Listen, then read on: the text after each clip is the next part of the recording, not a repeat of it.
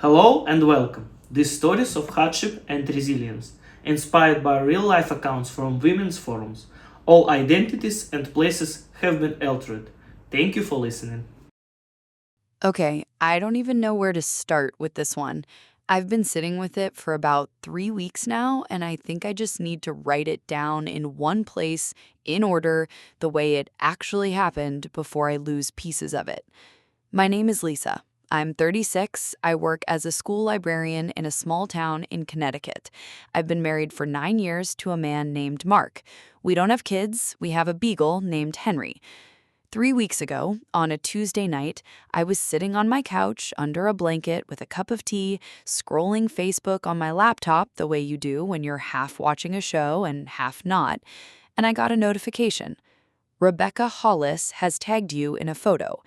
Rebecca Hollis is a name I had never heard before in my life. I clicked. The photo loaded. It was a group shot, taken at what looked like a corporate retreat. Maybe 20 people standing on a deck, mountains behind them, all wearing those polo shirts companies make you wear at work events. Big banner in the background, partly cut off, but I could read the part that said the name of my husband's consulting firm. Mark was in the photo, second row from the front. His arm was around a woman, and the caption said, "Such a great weekend with the team. Lisa and Mark, best couple at the retreat." Tagged at the bottom, my Facebook account. The woman in the photo wasn't me. I'll be honest, the first thing I felt wasn't even hurt. The first thing I felt was confused. Like my brain genuinely couldn't process it for about 30 seconds. Because it's such a weird thing to see. You see your husband with his arm around a woman, and the caption is calling her your name. I zoomed in. She was wearing my necklace. My grandmother's necklace, the one I had inherited in 2017, the small gold locket on a thin chain with a tiny seed pearl in the center, the one I had worn to my own wedding, the one that lived in a small velvet pouch in my dresser drawer when I wasn't wearing it. She was wearing it in the photo, around her neck. And I want to say I sat there with the laptop and immediately knew, but I didn't. I sat there and just stared at it for probably a full minute. Then I got up. I walked to my dresser. I opened the drawer. The velvet pouch was there. I pulled out the necklace. It was there too, in my hand, in my dresser, while in the photo, on a deck, 3 states away, 6 months by the timestamp, it was around her neck. So either there were two of these necklaces in the world, or this woman had been wearing mine. Mark wasn't home that Tuesday night. He was in Boston for what he'd told me was a client meeting that ran late. He was supposed to drive back the next morning, which, in retrospect, was probably the only reason I ever found this out. Because if he had been on the couch next to me when that notification popped up, I would have had to react in real time. And I am not someone who reacts well in real time. I clicked on Rebecca Hollis's profile. She had her settings mostly public. 27 years old, worked in marketing at the same firm as Mark, lived in Boston. I scrolled her wall. There were a lot of group photos from the firm's events, holiday parties, summer outings, a few from the retreat. In about 4 of them, Mark was visible somewhere in the frame. In 2 of them, the woman with the locket, the one Rebecca had captioned Lisa and Mark, was also visible. I clicked on the woman's tag in one of the older photos. It linked to a profile. Her name was Karen Walsh. She also worked at Mark's firm. She was 34. She was a senior account manager. She had been at the firm for, according to her LinkedIn that I pulled up next, about 3 years. I went back to the retreat photo. I looked at Karen's face. Then I looked at her tagged name in the caption, the tag that linked to my Facebook account, with my name and my picture as the profile photo. Rebecca had tagged me by mistake. That was clear. She had typed Lisa, and Facebook's autocomplete had pulled up the only Lisa Reynolds in Mark's extended friends list, me, his actual wife, who was friends with 3 other people from his firm but had never personally met Rebecca.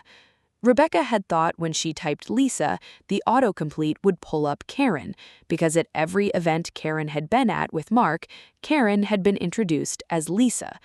That's the only way that caption makes sense. Karen had been pretending to be me at Mark's work events for long enough that Rebecca, when typing the post, genuinely believed Karen's name was Lisa Reynolds. I want to tell you what I did next, but first I have to tell you what I didn't do. I didn't call Mark. I didn't text him. I didn't reply to the Facebook tag. I didn't comment on the photo. I didn't scroll any further. I didn't even cry, honestly. I think I was still too shocked. I closed the laptop. I put it on the coffee table. I took a long, slow breath. I told the dog I loved him. I went into the bedroom. And then I sat on the edge of our bed for about an hour in the dark, and I tried to figure out what I was actually looking at. Here's the thing I kept coming back to. This wasn't a normal affair. If Mark was just sleeping with a coworker, that would be, it would be terrible, obviously, but it would also be a thing I understood. People do that. There are books about it, podcasts, a whole industry of advice columns. This was something different. Mark had been bringing Karen to his firm's public events for long enough that her colleagues who saw her every day at work had absorbed her as Lisa, Mark's wife. They had wished her happy anniversary. They had asked her about our dog Henry. They had asked her how the school library was doing.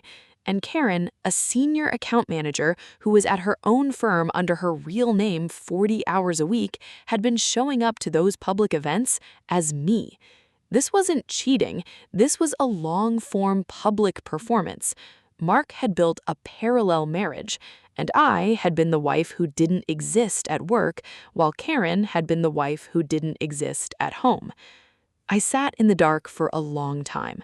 Then I got up and I went into our home office, and I started to think about what I actually had access to.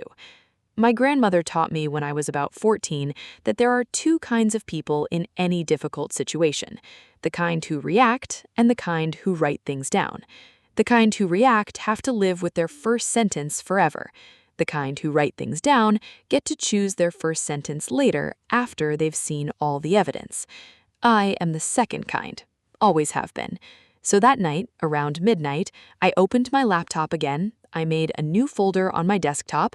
I named it very plainly Reference Q4 Planning, in case Mark ever sat down at my laptop, which he sometimes did, and I needed it not to scream what it was.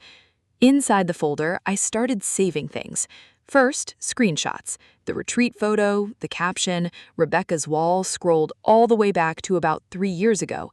Every photo I could find of Karen at a Mark firm event. There were 11 photos across 2 years that included her, in 5 different cities at 4 different types of events. Then Karen's own LinkedIn, her own Facebook, her own Instagram, which was less locked down than I expected. On her own personal accounts, she had a normal life. She had her own boyfriend, actually, a man named Doug that she had been dating, according to her posts, for about 10 months. There were photos of her with Doug at restaurants, with Doug at a beach. So whatever she had going on with my husband, it wasn't even her primary thing. It was a side situation she was running on top of her actual relationship. Then my own credit card statements. I logged into our joint card. I scrolled back 2 years. I started looking for charges I didn't recognize. There were a lot. Hotel rooms in Boston I had never stayed in, restaurant charges in cities Mark told me he was traveling alone to, a jewelry store charge in 2024 that was approximately what my grandmother's necklace would cost to copy, a rental car charge in Vermont in October of last year, the same weekend Mark had told me he was at a solo work conference. I screenshotted all of it. I added it to the folder. By 2 in the morning, the folder had 93 items. I closed the laptop, I went to bed in the guest room, and told Mark in a text the next morning that I had a small migraine and I slept in the guest room so I wouldn't wake him. He texted back, "Sorry, sweetheart, hope you feel better. I'll bring soup home tonight." That's the end of block 1. Block 2 starts on Wednesday morning, when I made the phone call I had decided around 1:40 a.m. that I was going to make. Wednesday morning, 8 a.m., I called Mark's firm. I asked for HR. I want to be honest about why I called HR before I called a lawyer. It wasn't about saving the marriage. I had decided in the first hour, sitting on the bed in the dark, that the marriage was over. There was no version of this that ended with us still married. I called HR because what Mark and Karen had been doing wasn't just bad behavior. It was, if I was reading it right, a serious problem for the firm. They had been bringing a senior employee to corporate events as the wife of another senior employee. There were photos. There were probably expense reports. There was probably a paper trail of 2 years of professional events where the firm had hosted a relationship that didn't exist. HR people care about that kind of thing, especially at consulting firms, especially at firms that bill themselves on culture and trust. The HR director was a woman named Patricia. I knew her name because Mark had mentioned her once in the context of complaining about a policy. She picked up after the receptionist transferred me. I said, "Hi, Patricia. My name is Lisa Reynolds. I am Mark Reynolds, his actual legal wife, and I need to talk to you about something that has been happening at your firm for the past 2 years that you almost certainly do not know about. I have 93 pieces of documentation. I would like to come to your office this afternoon and walk you through them. I am not calling to make demands. I am calling to give your firm a heads up before this becomes something larger." Patricia was quiet for about 3 seconds. Then she said, "Mrs. Reynolds, can you be here at 1 p.m.?" I said yes.